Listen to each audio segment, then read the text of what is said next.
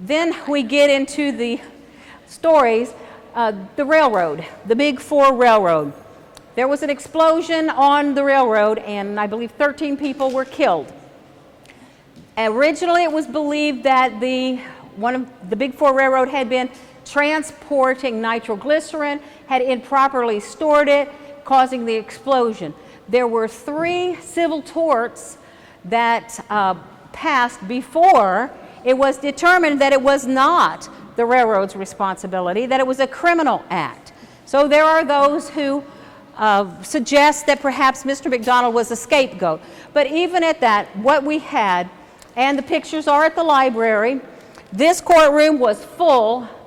People are standing shoulder to shoulder. Men are wearing both coats and hats.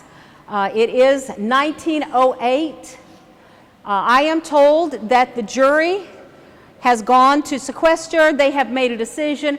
They have re-entered the courtroom, and the judge is asking for their decision. At that point, he asked the defendant and his attorney to stand.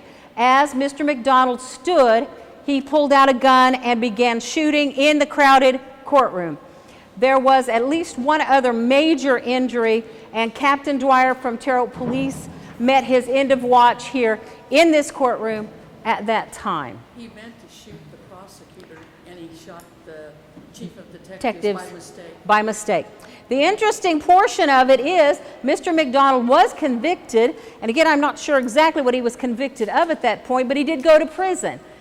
He was pardoned by the governor, went back to Sanford or Fountainette, yes. Went back to Fountainette, where he was later killed in a shootout with the sheriff. Right. Exactly. So what comes around goes around. Yeah.